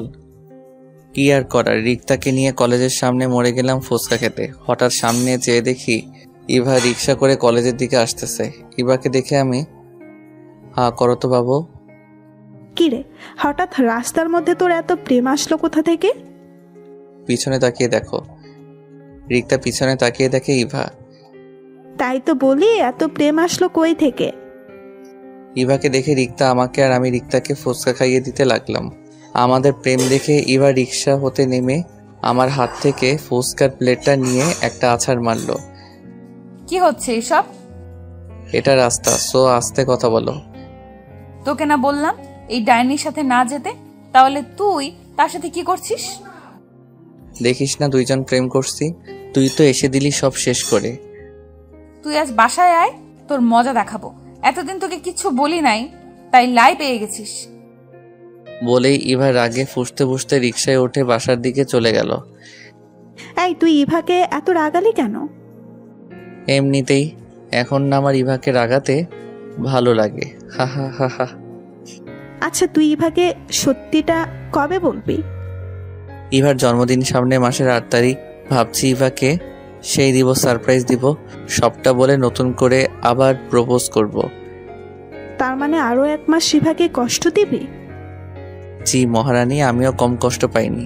এখন চলো, ক্লাস করতে হবে। ফুচকার বিল দিয়ে আমি আর রিক্তা বাইকে করে কলেজে চলে আসি। বাইকটা রেখে আমি আর রিক্তা ক্লাসে চলে যাই। কলেজ ছুটির পর আমি রিক্তাকে তার বাসায় নামিয়ে দিয়ে আমি বাসায় চলে আসি। বাসায় কলিং বেল দিতেই মা এসে দরজা খুলেই আমার কানটা ধরে বলতে লাগলো, ইভাকে তুই নাকি মেরেছিস আর তাকে নাকি রাস্তায় নামিয়ে দিয়েছিস। ইভা যে এতদিন রিক্সা করে কলেজে যায় মা জানে না। মা, আমি তো কিছু করিনি। তাহলে মেয়েটি কলেজে না গিয়ে রুমে এসে কান্নাকাটি করছে কেন? কখন থেকে ডাকছি, দরজা খুলছে না। তুই যা, তোর আমার বাড়িতে জায়গা নেই। তুমি না আমার লক্ষ্মী মা, আমার সোনা মা, এরকম করছো কেন? তোমার এই দুধের বাচ্চাটা কই যাবে বলো? জায়গা নেই বলছি, মানে জায়গা নেই, ব্যাস। বলেই মুখের উপর দরজাটা লাগিয়ে দিল। যা শালা, এখন আমি কি করি? যাই, বন্ধুদের সাথে আড্ডা দেই। রাতে বাবা বাসায় আসলে তখন বাসায় আসবো। বন্ধুদের সাথে আড্ডা দিয়ে রাতে 10টায় আবার বাসায় আসি। কলিং বেল দিতেই মা দরজা খুলে দেয়। আমাকে দেখেই মা জড়িয়ে ধরে। আমি হতবাক হয়ে যাই। তোকে একটু বকা দিয়েছি বলে কি আমাদের ছেড়ে চলে যাবি? মা, তুমি কাঁদতেছো কেন? আমি তো কোথাও যাইনি। তুই বল, কোনো দিন এরকম করবি না। ঠিক আছে, আর এরকম করব না। সেই সকাল থেকে না খাওয়া, চেহারার কি করেছিস দেখ। তোর জন্য ইভাও কিছু খায়নি। যা, ইভাকে নিয়ে খেতে আয়। আমি রুমে গিয়ে দেখি ইভা শুয়ে শুয়ে কান্না করছে। ইভার কান্না দেখে আমার ভিতরটা পুড়ে যাচ্ছে। না, আর মেয়েটাকে কষ্ট দেব না। তাকে কষ্ট দিয়ে তো আমি সুখে নাই, আমিও তো তার দ্বিগুণ কষ্ট পাচ্ছি। কি হয়েছে, এভাবে কান্না করছিস কেন? সেটা তোমাকে জানতে হবে না। আচ্ছা চল, সকাল থেকে নাকি কিছুই খাওনি? না, আমি খাবো না, তুমি খেয়ে নাও। আচ্ছা ঠিক আছে, খিদা লাগলে এমনিতেই খাবে। আমি নিচে গিয়ে দেখি মা খাবার রেডি করে বসে আছে। কি রে, ইভা কই? তোমার বৌমা নাকি খাবে না? আচ্ছা, তুই খেয়ে ইভার জন্য খাবার নিয়ে রুমে যাস। আচ্ছা, তুমি ইভার জন্য খাবার বেড়ে দাও। রাক্ষসটা একবার না করতেই চলে গেল। আমি যে তার সাথে রাগ করে খাইনি, আমাকে একবার জোর করলো না। খিদায় পেটে ইঁদুর দৌড়াচ্ছে। এখন কি করি? না খেয়ে থাকতে হবে সারা রাত। কেন যে সে সময় না করতে গেলাম? এই কি সাউন্ড প্লেট হাতে রুমে আসতেছে, সে কি আমাকে দেখিয়ে দেখিয়ে খাবে নাকি? এই নাও, আমি জানি তোমার খিদে পেয়েছে, খেয়ে নাও। না, আমি খাবো না। ভালো করে বলছি তো, তাই কানে যায় না। খেতে পারি, একটা শর্ত। কি শর্ত শুনি? আমাকে খাইয়ে দিতে হবে। শাওন কিছু একটা ভেবে ইভার মুখের সামনে খাবার তুলে দিল। হা করো। ইভা হা করলে শাওন ইভাকে খাইয়ে দিতে লাগলো। এবার খুব ভালো লাগছিল। এই কয়েকদিনে শাওনকে খুব ভালোবেসে ফেলেছে। শাওনের প্রতিটি স্পর্শ এখন ইভার ভালো লাগে। কেন যে আগের শাওনকে অবহেলা করলো। ইভাকে খাইয়ে দিয়ে ইভার মুখটা মুছে দিয়ে প্লেটটা টেবিলে রেখে দিলাম। মনে মনে ভাবছি, মেয়েটা সত্যি আমাকে খুব ভালোবাসে। শাওন, তুমি কি সত্যি আমাকে ডিভোর্স দিয়ে দিবে? কেন, তুমি ডিভোর্স চাও না? না, আমি ডিভোর্স চাই না। সেদিন আমি এমনিতেই রাগে ডিভোর্সের কথা বলেছিলাম। এ ব্যাপারে আমরা পরে কথা বলি বলে আমি সোফায় শুয়ে পড়লাম। সকালবেলা ইভার ডাকে ঘুম ভাঙলো। ফ্রেশ হয়ে নাস্তা করলাম। কলেজে যাওয়ার জন্য রেডি হচ্ছি। এমন সময়, চলো না আজ আমরা ঘুরতে যাই। অনেক দিন হলো তোমার সাথে ঘুরতে যাই না। না, আজকে রিক্তাকে নিয়ে মুভি দেখতে যাব। আজকে সময় নেই। আমি এমনিতেই বানিয়ে বললাম। রিক্তার কথা বলাতে ইভার মনটা খারাপ হয়ে গেল। শুধু রিক্তা রিক্তা রিক্তা, কি আছে এই মেয়ের মধ্যে যা আমার মধ্যে নেই? রিক্তাকে আমার থেকেও বেশি সুন্দরী। রিক্তার মধ্যে কি আছে শুনতে চাও? রিক্তা তোমার মতো অহংকারী না। রিক্তার ভালো একটা মন আছে, যা তোমার মধ্যে নেই। তাছাড়া রিক্তা আমাকে খুব ভালোবাসে। কি পেয়েছি তোমাকে ভালোবেসে বলতে পারবে? চর থাপ্পড় ছাড়া। সেই ছোটকাল থেকে তোমাকে ভালোবেসেছি, বিনিময়ে কি পেয়েছি? শুধুই অবহেলা। এখন আমাকে একটু শান্তিতে থাকতে দাও। ইভার দিকে চেয়ে দেখি শুধুই চোখের জল ফেলছে, আর কিছুই বলছে না। শোন, আমার সামনে এসব ন্যাকা কান্না করবে না। এসব আমার একদম পছন্দ না। এদিকে ইভা ভাবছে, আগে শাওন তাকে কত ভালোবাসতো, তার জন্য কত কি করতো। তার মন খারাপ দেখলে সহ্যই করতে পারতো না, তাকে হাসানোর কত চেষ্টা করতো। সেই শাওন এখন বলছে তার কান্না নাকি নেকি কান্না। এসব ভেবে ইভা হাউ বাহু করে কেঁদে উঠল। আমি তাড়াতাড়ি করে ইভার মুখটা চেপে ধরি। মা শুনতে পারলে আজ আমার খবর আছে। কালকে কোনো রকম বেঁচে গেছি। ইভা প্লিজ কান্না থামাও। মা শুনতে পারলে আমাকে মেরে ফেলবে। ইভা কান্না থামালো, কিন্তু মাঝে মধ্যে ফুপাচ্ছে আর চোখের জল ফেলছে। যতই হোক ইভাকে ভালোবাসিত, তাই ইভার সামনে বসে ইভার চোখের জল মুছে দিয়ে বললাম, সরি। আচ্ছা চলো, আজ আমিও তোমার সাথে রিক্সা করে কলেজে যাব। ইভা কান্নামাখা কণ্ঠে বলল, না তুমি যাও, আমি কলেজে যাব না। আমি আর কিছু না বলে কলেজে চলে গেলাম।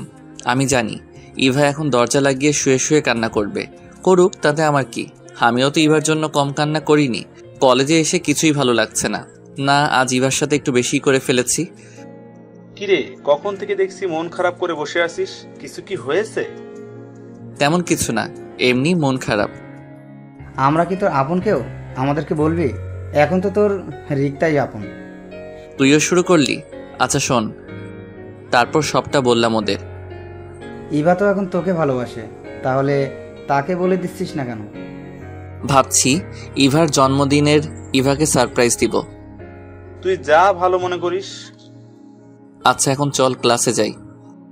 তারপর সবাই ক্লাসে চলে গেলাম। কলেজ ছুটির পর বাসায় এসে কলিং বেল দিতেই মা দরজা খুলে দেয়। রুমে এসে দেখি ইভা রুমে নেই, হয়তো বেলকনিতে হবে। আমি ফ্রেশ হয়ে বেলকনিতে গেলাম, সেখানেও ইভা নেই। ছাদে গেলাম, ছাদেও ইভা নেই। তাই তাড়াতাড়ি করে মার কাছে গেলাম। মা, ইভা কই? ইভা তো ইভাদের বাড়ি গেছে। আমি রুমে গিয়ে দেখি মায়ের জন্য নাকি কান্না করছে, তাই বললাম কয়েকদিন মায়ের কাছে থেকে আসতে। ও আচ্ছা। তুইও যা, তুইও তো বিয়ের পর শ্বশুরবাড়ি যাসনি। আচ্ছা ঠিক আছে। আমি রুমে গিয়ে ফ্রেশ হয়ে কিছুক্ষণ রেস্ট নিয়ে বিকালের দিকে শ্বশুরবাড়ি গেলাম। দরজায় কলিং বেল দিতেই সুমা এসে দরজা খুলে দেয়। সুমা ইভার ছোট বোন। কি দুলা ভাই, আপুকে ছাড়া বুঝি ভালো লাগছিল না, তাই আপু আসতে না আসতেই চলে এসেছেন? আরে না শালিকা, আমি আসছি। তোমার জন্য কতদিন তোমাকে দেখি না। হয়েছে, আর পাম দিতে হবে না আমাকে। এলো রে সুমা। মা, দুলা ভাই এসেছে। বাবা কেমন আছো? জি মা ভালো, আপনি কেমন আছেন? তো বাবা, বাড়ির সবাই ভালো আছে তো? জি মা, সবাই ভালো আছে। বাবা উপরে যাও, ইভা রুমেই আছে। আমি ইভার রুমের সামনে এসে আসতে পারি? ইভা আমার দিকে তাকিয়ে শোয়া থেকে উঠে বলল, তুমি কখন এলে? আর বাইরে দাঁড়িয়ে আছো কেন? ভেতরে আসো। আমি ভিতরে গিয়ে সোফায় বসলাম। তুমি ফ্রেশ হয়ে নাও, আমি তোমার জন্য কফি বানিয়ে আনছি। আমি ফ্রেশ হয়ে এসে দেখি ইভা কফি নিয়ে দাঁড়িয়ে আছে। এই নাও। আমি কফিটা নিয়ে বেলকনিতে দাঁড়িয়ে কফি খাচ্ছি। ইভার রুমের বেলকনিটা খুব সুন্দর। বেলকনিতে কয়েক ধরনের ফুলের গাছ আছে, খুব সুন্দর দেখতে। সুমা মনে হয় এগুলো দেখাশোনা করে। বেলকনিতে খুব সুন্দর মনোরম পরিবেশ একটা। আমি কফি খাচ্ছি আর মনোরম সৌন্দর্য উপভোগ করতে লাগলাম। অর্ধেক কফি খেতেই হঠাৎ ইভা এসে ছো মেরে কফিটা খেয়ে গেল। এটা কি হলো? তোমার আর খেতে হবে না, বাকিটা আমি খাবো বলে ইভা কফিতে চুমুক দিল। আজব তো, নিজের জন্য একটা বানিয়ে আনলেই তো পারে, আমারটা নিয়ে গেল। আমি আর সেখানে দাঁড়িয়ে আনা থেকে রুমে এসে পড়লাম। রুমে এসে একা একা ভালো লাগছে না, তাই গল্প লিখতেছিলাম। দুলা ভাই রুমে কার সাথে এত চ্যাটিং করেন? আমি সামনে তাকিয়ে দেখি সুমা। চ্যাটিং করি না শালিকা, গল্প লিখছিলাম। এখন গল্প লিখতে হবে না, চলেন ছাদে যাই, আড্ডা দিব। আপু তুইও চল না। তারপর ছাদে তিনজন বসে আড্ডা দিলাম। সুমা মেয়েটা না খুব মিশুক, এত কথা বলতে পারে মেয়েটা। কথা বলতে শুরু করলে থামতেই চায় না। শাশুড়ি আম্মা ছাদে এসে ডেকে গেছেন রাতের খাবার খাওয়ার জন্য, তাই নিচে চলে যাই। নিচে গিয়ে খাবার টেবিল দেখে তো আমার চোখ কপালে উঠে গেল। এত খাবার দেখে মনে হচ্ছে এই বাড়িতে থেকে যাই আজীবন, জামাই আদর পাবো। খেতে বসে তো পড়লাম আরেক বিপদে। কি বাবা, কিছুই তো খাচ্ছ না? এটা নাও ওটা নাও, না করার শর্তেও জোর করে দেয়। এত খাবার মনে হয় আমি জীবনেও খাইনি। খাওয়া দাওয়া শেষে রুমে চলে আসি। এই তোমার মা কি আমাকে মারার প্ল্যান করছে নাকি? ইভা আমার দিকে অবাক হয়ে তাকিয়ে আছে। জোর করে এত খাবার খাওয়ালো, আমার খুব ক্লান্ত লাগছে। আচ্ছা একটা বালিশ দাও, আমি ঘুমাবো। শোনো, তুমি খাটে ঘুমাও, আমি সোফায় থাকি। না থাক, তুমি খাটে থাকো। আমাদের বাড়িতে এসে তুমি সোফায় থাকবে তা হয় না। তোমার সোফায় থাকা অভ্যাস নাই, তুমি থাকতে পারবে না। আচ্ছা ঠিক আছে, আমরা দুজনেই খাটে থাকি, মাঝখানে কোলবালিশ থাকবে। আচ্ছা ঠিক আছে বলে আমি খাটে একপাশে শুয়ে পড়লাম। সকালবেলা ঘুম ভাঙতেই আমার বুকে ভারী কিছু একটা অনুভব করলাম। চোখ খুলে দেখি ইভা আমার বুকে মাথা দিয়ে শুয়ে আছে। তখন যে আমার কি ভালো লাগছিল তা বলে বোঝাতে পারবো না। এই প্রথম ইভার আমার এত কাছে এসেছে। নিজের অজান্তেই ইভাকে আমি জড়িয়ে ধরি। কখন যে আবার ঘুমিয়ে গেছি বলতেই পারিনি। ইভার ডাকে আবার ঘুম ভাঙলো আমার। ইভা একটা মুচকি হাসি দিয়ে বলল, এখন আমাকে ছাড়বে নাকি এইভাবে জড়িয়ে ধরে রাখবে? ও সরি। এই যা খেলাম একটা বাস। কেন? যখন ঘুমিয়ে গেছিলাম। লজ্জায় এখন আমার মাথা কাটা গেল। ইভা ফ্রেশ হয়ে এসে আমার দিকে তাকিয়ে মুচকি একটা হাসি দিল। আমি পুরো লজ্জায় শেষ হয়ে গেলাম। যাও, আর লজ্জা পেতে হবে না, ফ্রেশ হয়ে এসো। মা কয়েকবার ডেকে গেছে নাস্তা করার জন্য। আমি বিছানা হতে উঠে ফ্রেশ হতে চলে গেলাম। ফ্রেশ হয়ে এসে ইভার সাথে নিচে গেলাম। আমি আর ইভাই শুধু খেতে বসেছি। মনে হয় অন্যরা খেয়ে ফেলেছে। কি দুলা ভাই, আপু কি রাতে ঘুমাতে দেয় না? সকালবেলা এত ঘুমান। সুমা তুই চুপ করবি? আর তুই কলেজে যাসনি কেন? আজকে দুলা ভাইয়ের সাথে ঘুরতে যাব। আচ্ছা ঠিক আছে, বিকালের দিকে যাব। না, দুলা ভাইকে এখন শপিং এ নিয়ে যাব, কিছু কেনাকাটা করে তারপর বিকাল দিকে ঘুরতে যাব। খাইছে রে আমারে, এই মেয়েকে নিয়ে মার্কেটে গেলে তো আমার পকেট পুরো ফাঁকা করে দিবে। বিয়ে করলে এই এক জ্বালা, শ্বশুর বাড়ি গেলে শালা শালিকা পকেট পুরো ফাঁকা করে ফেলে। লজ্জায় কিছু বলাও যায় না। যারা বিয়ে করেছেন তারা এই বিষয়ে আমার থেকেও বেশি জানেন। দুপুরের দিকে সুমাকে নিয়ে মার্কেটে গেলাম।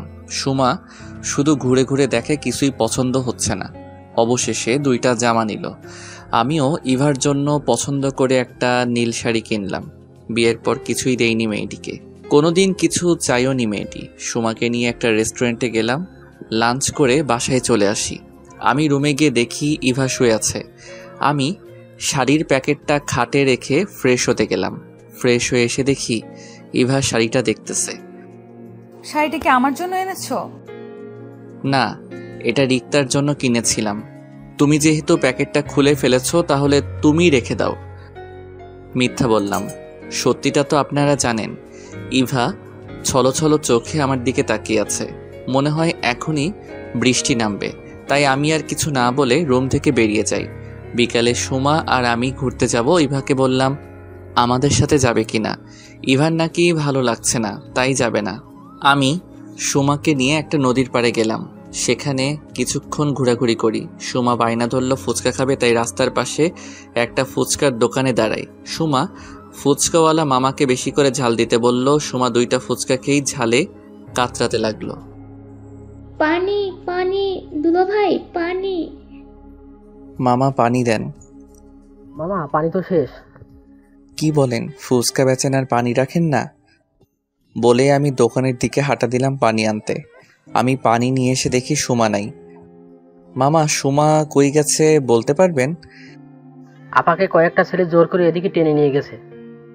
আমি আর সেখানে দেরি না করে দৌড়ে সেদিকে গিয়ে দেখি সুমাকে একটি ছেলে টেনে হিসড়ে নিয়ে যাচ্ছে, সাথে আর 3টা ছেলে।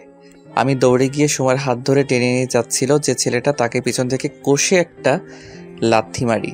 সাথে সাথে ছেলেটি ছিটকে সামনে পড়ে যায়। সুমা দৌড়ে এসে আমার পাশে দাঁড়ালো। কে রে শালা তুই? তোর বাপ। বলেই কোমর থেকে বেল্টটা খুলে দেয়। উদম কেলানি। আমার মায়ের দেখে বাকি 3টা দেয় ভূদৌড়। মারতে মারতে আধা মরা করে। যা, তোকে আর ছেড়ে দিলাম। নেক্সট টাইম আমার বোনের দিকে চোখ তুলে তাকালে তোর চোখ আমি তুলে নেব। তোকে আমি দেখে নিব। আগে তো তুই সোজা হয়ে দাঁড়া, তারপর তো দেখবে। ছেলেটি চলে গেছে। আমি সুমার দিকে তাকিয়ে বললাম, ছেলেটি কে ছিল আর তোমাকে এভাবে টেনে নিয়ে যাচ্ছিল কেন? আসলে দুলো ভাই ও রকি আমাদের কলেজেই পড়ে।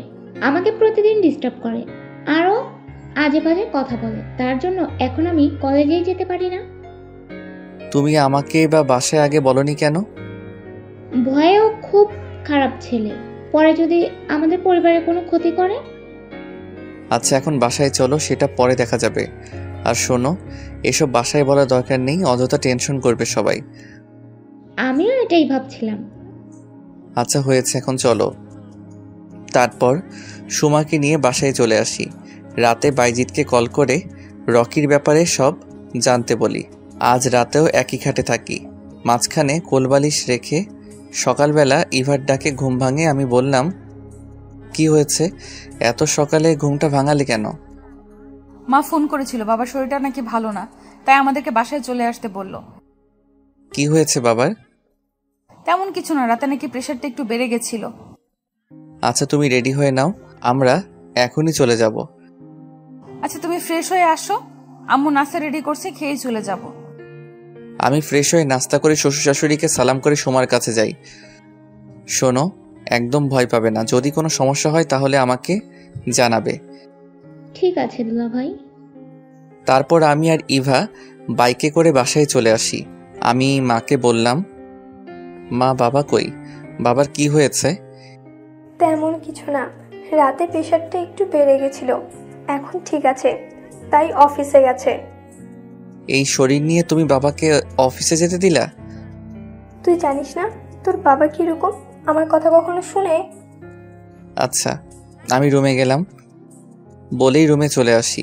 বিকালবেলা বন্ধুদের সাথে আড্ডা দিতে শিমুলতলি গেলাম। কিরে, শ্বশুর বাড়ি হতে চলে আসলি যে? তোদেরকে ছেড়ে ভালো লাগছিল না, তাই চলে আসলাম। আচ্ছা শুন, রকি ছেলেটার ব্যাপারে খোঁজ নিয়েছিলাম। ছেলেটা তেমন ভালো না, বাবা কোটিপতি, তাই ছেলে যা ইচ্ছে তাই করে বেড়ায়, আরও একবার যা বলে তা করেই ছাড়ে। আচ্ছা বাদ দে এসব। মিমের কি খবর? মিমের কথা আর বলিস না, শুধু প্যারা দেয়। বিয়েটা কর, তারপর বুঝবি প্যারা কাকে বলে, কত প্রকার ও কি কি। বন্ধুদের সাথে আরো কিছুক্ষণ আড্ডা দিয়ে রাতে বাসায় আসি। কলিং বেল দিতেই ইভা এসে দরজা খুলে দিল। তুমি ফ্রেশ হয়ে এসো, আমি খাবার রেডি করছি। আচ্ছা। আমি ফ্রেশ হয়ে এসে ডিনার করলাম আর ইভাকে বললাম, বাবা কোথায়? বাবা মা রুমেই আছে। আচ্ছা তুমি রুমে যাও, আমি বাবার সাথে দেখা করে আসি। আসতে পারি? আয় পাগল ছেলে আমার। বাবা তোমার শরীরটা এখন কেমন? ভালো। তুই কখন এলি? আমি সেই সকালে এসেছি, এসে দেখি তুমি অফিসে চলে গেছো। বাবা মার সাথে আরও কিছুক্ষণ আড্ডা দিয়ে রুমে চলে আসি। আমি যে বালিশ নিয়ে সোফায় ঘুমাতে যাব এমন সময়, তুমি খাটেই থাকো। আচ্ছা ঠিক আছে। তারপর আমিও খাটের একপাশে শুয়ে পড়ি। এভাবেই কেটে যায় আরও 15 দিন। এখন আমি আর ইভার সাথে খারাপ ব্যবহার করি না। রিক্তাও কানাডায় চলে গেছেন লেখাপড়ার জন্য। ইভার সাথে আগের মতোই বন্ধুত্ব হয়। ইভাও আমাকে খুব কেয়ার করে। রোজ রাতেই ইভা আমাকে ঘুমের মাঝে জড়িয়ে ধরে। খুব ভালোই কাটছিল আমাদের দিনকাল। কিন্তু হঠাৎ একদিন একটা অচেনা নাম্বার হতে একটা SMS আসে আমার মোবাইলে। SMS-টা দেখে তো আমার মেজাজটা খারাপ হয়ে গেল। কয়েকটা কল দিলাম এই নাম্বারে, কিন্তু নাম্বারটা SMS দিয়ে বন্ধ করে রাখছে। রাগে আমার শরীরটা ফেটে যাচ্ছে। রাখবই না বা কেন? অচেনা একটা মানুষ আমার স্ত্রীর সম্পর্কে বাজে মন্তব্য করবে আর আমি বসে থাকবো? SMS-টা ছিল এই, মিস্টার শাওন আকন্দ, আপনি কি জানেন আপনার স্ত্রী পরকীয়ায় আসক্ত? নিজের স্ত্রী সম্পর্কে এমন বাজে কথা শুনলে কারই বা রাগ উঠবে না? আমি এই কথাটা আর ইভাকে না বলে নিজে নিজেই খুঁজতে থাকি কে হতে পারে এই তৃতীয় লোক যে আমার আর ইভার মাঝে ঝামেলা সৃষ্টি করতে চায়। রাতে আমি আর ইভা শুয়ে আছি, হঠাৎ ইভার মোবাইলে অচেনা নাম্বার হতে একটা কল আসে। ইভা কলটা রিসিভ করলো। হ্যালো, কে বলছেন? আমি যেই হই না কেন, আমি আপনার স্বামী সম্পর্কে একটা ইনফরমেশন দেওয়ার জন্য কল করেছি। কি ইনফরমেশন বলেন? আপনি কি জানেন আপনার স্বামী আপনাকে রেখে আর একটা বিয়ে করেছে? হোয়াট? ইভা কথা বলতে বলতে বেলকনিতে চলে গেল। আপনি যদি চান আমি আপনাকে প্রমাণ দিতে পারি। আপনি কালকে বিকাল 5টায় লেকের পাড়ে চলে আইসেন। আচ্ছা, আমি আসবো। এদিকে আমি ভাবছি ইভা এত রাতে কার সাথে কথা বলে, আর আমার সামনে কথা না বলে বেলকনিতে চলে গেল। নাকি অচেনা লোকটির কথাই ঠিক, না ইভার দিকে নজর রাখতে হবে। ইভা রুমে এসে শুয়ে পড়ল। কারো চোখে কোনো ঘুম নাই। ইভা ভাবছে, শাওন কি সত্যি আর একটা বিয়ে করেছে? লোকটি বলল তো প্রমাণ দিবে। না, কালকে লোকটার সাথে দেখা করলেই সব জানতে পারবো। সকালে ঘুম ভাঙতেই দেখি ইভা রুমে নাই। মনে হয় বাথরুমে হবে। অনেকক্ষণ হলো, এখনো ইভা বাথরুম থেকে বের হলো না। তাই বাথরুমে গিয়ে দেখি দরজা খোলা। ভিতরে গিয়ে দেখি ইভা নেই। তাড়াতাড়ি করে নিচে গেলাম। মা, ইভা কই? ও তো কিছুক্ষণ আগেই বের হলো, বলল কি নাকি কাজ আছে। ইভার এত সকালে কি কাজ? আচ্ছা ঠিক আছে, তুমি নাস্তা রেডি করো। রুমে গিয়ে দেখি মোবাইলে সেই নাম্বার থেকে একটা SMS আসছে। তাড়াতাড়ি করে SMS-টা ওপেন করি। কি শাওন সাহেব, আমার কথা কি এখনো বিশ্বাস হয় না? তাহলে আজ বিকাল 5টায় লেকের পাড়ে চলে আইসেন, তাহলেই সব দেখতে পারবেন।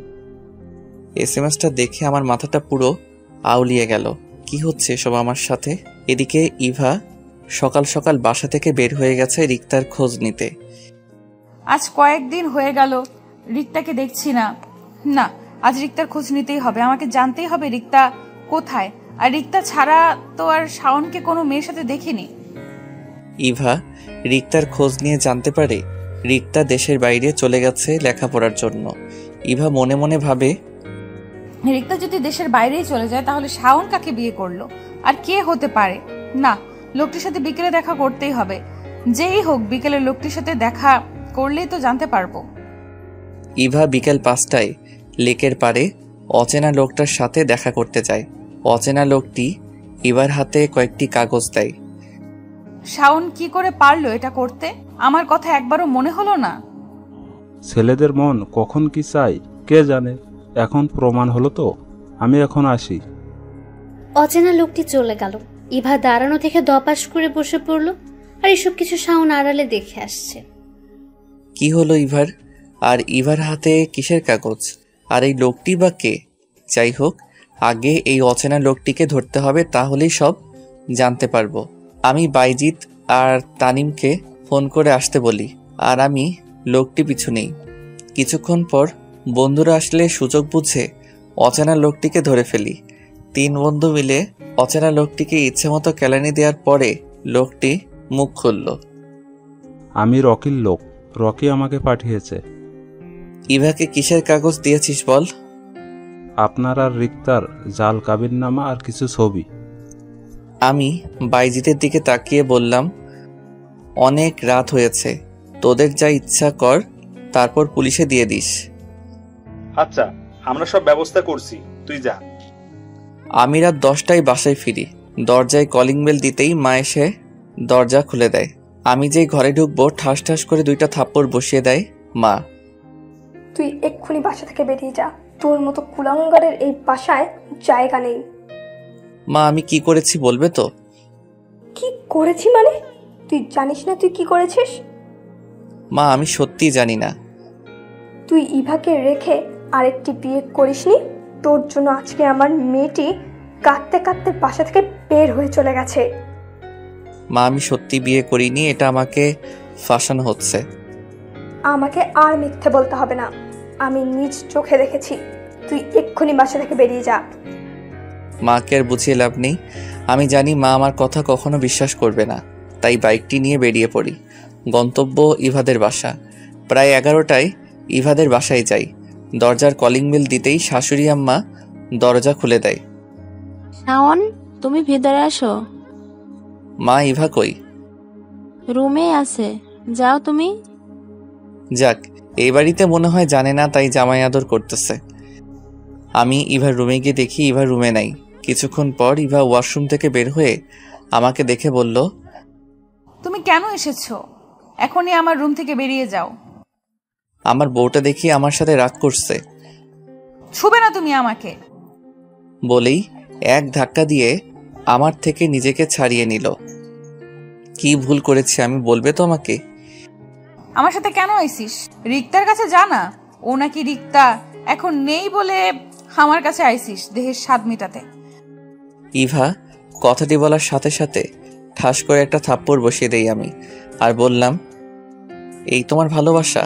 তোমার ভালোবাসার প্রতি কোনো বিশ্বাস নেই? কোনো অচেনা লোকের কথাই নিজের স্বামীকে ভুল বুঝলে? কথাটা বলেই মোবাইলটা বের করে রকির লোকের জবানবন্দি থেকে ইভাকে দেখাই। আচ্ছা বুঝলাম, বিয়ে না হয় করিনি, তুমি তো রিক্তাকে ভালোবাসো। কে বলেছে? আমার এত সুন্দরী বউ থাকতে এই রিক্তাকে ভালোবাসতে যাব? দাঁড়াও, রিক্তাকে একটা কল দেই। বলেই রিক্তাকে কল দিয়ে লাউড স্পিকার অন করে দেই। রিক্তা বলল, কি রে, কি খবর? তোর বউকে এখনো কি জ্বালাস নাকি বলে দিয়েছিস? না রে, তোর ভবিষ্যতের সাথে কথা বলবে। দে ভাবিকে কথা বলি। দিতে হবে না, লাউড স্পিকার দেওয়া আছে, তুই কথা বল। সরি ভাবি, আপনাকে অনেক জ্বালিয়েছি। আসলে আমি আপনাকে বলে দিতে চাইছিলাম, কিন্তু শাওনের নাকি আপনাকে জ্বালাতে খুব ভালো লাগে, তাই আমাকে বলতে দেয়নি। কি আমাকে ফাঁসানো হচ্ছে? তোর ভালো হবে না কিন্তু। ভাবি দেখছেন শাওন কি বলে? আপু, আপনি কোনো চিন্তা করবেন না, আমি শাওনকে দেখে নেব। রিক্তার সাথে কথা বলা শেষ করার সাথে সাথে ইভা আমার উপর ঝাঁপিয়ে পড়ল। কি, আমাকে জ্বালাতে তোমার ভালো লাগে তাই না? বলেই আমাকে মারতে থাকে। আমি ইভাকে এক টান দিয়ে আমার বুকে নিয়ে আসি। আস্তে করে ইভার মাথাটা ধরে ধীরে ধীরে ইভার ঠোঁটের দিকে আমার ঠোঁট এগোতে থাকি। হঠাৎ ইভা আমার মুখে হাত দিতেই আমাকে আটকে দেয়। আমি লজ্জায় মাথা নিচু করে রাখি। ইভা আমার গালে একটা কিস করে দৌড়ে পালিয়ে যায়। যা বাবা, আমি লজ্জা পাচ্ছি, আর সে কিস করে চলে গেল। কিছুক্ষণ পর ইভা আমার জন্য খাবার নিয়ে আসলো। নাও, খেয়ে নাও, আমি জানি তুমি কিছুই খাওনি। তুমি খাইয়ে দাও। আচ্ছা, হা করো। ইভা 2 নলা খাইয়ে দেওয়ার পর আমি বললাম, এখন তুমি খাও, আমি জানি তুমিও খাওনি। না, আমি খাবো না। কেন খাবে না? বারে, আমি তোমায় খাইয়ে দিয়েছি, তুমি আমায় খাইয়ে দিবে না? ও সরি, প্লেটটা আমার হাতে দাও, আমি তোমায় খাইয়ে দিচ্ছি। আমি ইভাকে খাইয়ে দিয়ে প্লেটটা টেবিলে রেখে দিলাম। আচ্ছা শাওন, তুমি কি এখনো আমায় আগের মতোই ভালোবাসো? আমি ইভাকে জড়িয়ে ধরে বললাম, পাগলি। তাহলে এতদিন আমায় কষ্ট দিলে কেন? আসলে আমি তোমাকে বোঝাতে চেয়েছিলাম ভালোবাসা কি, আর নিজের কাছের মানুষের অবহেলা করলে কতটা কষ্ট লাগে, আর আমি তোমাকে তোমার জন্মদিনের দিন বলে দিতাম। আচ্ছা, এখন বললে কেন? এখন না বললে তো আমার বউটা আমাকে ভুল বুঝতো। আচ্ছা শাওন, এই লোকটাকে আর তোমার সাথে এর কিসের শত্রুতা? পরে একদিন বলবো, এখন অনেক রাত হয়েছে, চলো ঘুমাবো। ইভা খাটের এক পাশে শুয়ে পড়লো। তখন আমি বললাম, ইভা, ইভা, একটু এদিকে আসো না। এখন না গে পড়ালেখা শেষ করো, তারপর যখন নিজের টাকায় বউকে খাওয়াতে পারবে তখন কাছে আসবো। এখন জাস্ট তোমায় জড়িয়ে ধরে ঘুমাবো। তাও হবে না, আমি জানি তোমার স্বভাব, জড়িয়ে ধরতে দিলে অন্য কিছু চাইবে। লাগবো না তোমায় জড়িয়ে ধরতে বলেই আমি মন খারাপ করে অন্য পাশে শুয়ে পড়ি। কিছুক্ষণ পর ইভা বলল, আমার বাবুটা কি আমার সাথে রাগ করেছে? আচ্ছা জড়িয়ে ধরো। লাগবে না। তোমার না লাগলেও আমার লাগবে। আমার তো স্বভাব খারাপ, জড়িয়ে ধরলে অন্য কিছু চাইতে পারি। চাইলে চাইবে, আমার সমস্যা নেই। আমি শোয়া থেকে লাফ দিয়ে বসে বললাম, সত্যি? তাহলে চলো না শুরু করি। কি শুরু করব? যে কাজটা বাসর ঘরে করা হয়নি। যা, আমার লজ্জা লাগে। লজ্জা কিসের? আমি ওই তো বলেই ইভার উপর ঝাঁপিয়ে পড়ি। ইভার গলায় হালকা একটা কামড় দিতেই ইভার পুরো শরীর লাল হয়ে যায়। প্রথমে গলায় কিস করি, তারপর গালে আস্তে আস্তে ইভার ঠোঁটে আসি। পুরো 15 মিনিট ইভার ঠোঁট দুটি আমার দখলে ছিল। এভাবে কেউ কিস করে? আর কিছুক্ষণ হলে তো দম বন্ধ হয়ে মারাই যেতাম। কি করবো বলো, এত বছরের জমানো ভালোবাসা একেবারে পুষিয়ে নিলাম। তাই বলে এতক্ষণ? আমি তো আর পালিয়ে যাচ্ছি না। আচ্ছা চলো আবার শুরু করি, আমার না খুব ভালো লেগেছে। এখন ইভার শাওন হারিয়ে গেছে এক অজানা সুখে। এতদিন পর তাদের ভালোবাসা পূর্ণতা পেল। 5 বছর পর আমি বাসায় এসে কলিং বেল দিতেই শাওমি এসে দরজা খুলে দেয়। শাওমি আমার মেয়ে। মামনি, তোমার আম্মু কই? আব্বু, আম্মু রুমে আছে, তুমি যেও না, আম্মু খুব রেগে আছে। তো মামনি, আমি যদি না যাই তাহলে তোমার আম্মুর রাগ ভাঙাবে কে? আমি শাওমিকে কোলে নিয়ে রুমে গেলাম আর বললাম, আমার বউটা দেখি আমার সাথে রাগ করে আছে। তুমি ছুবে না আমায়। তুমি এখন আমাকে আর ভালোবাসো না। তুমি তোমার মেয়েকে পেয়ে আমাকে ভুলে গেছো। কে বলেছে তোমাকে ভালোবাসি না? এসো একটু আদর করে দেই। আমি ইভার গালে একটা কিস করি, তখন আমার মেয়ে বলে, আব্বু, আমাকেও একটা পাপ্পি দাও। দেখেছো তোমার মেয়ে কত হিংসুটে? আমাকে দিয়েছো বলে তাকেও দিতে হবে। রাখবে তোমার ঝগড়া। এসো মামনি, তোমাকে একটা পাপ্পি দেই। আর এইভাবেই চলতে থাকে আমার সুখের সংসার। আপনারা সবাই দোয়া করবেন আমাদের জন্য। খোদা হাফেজ।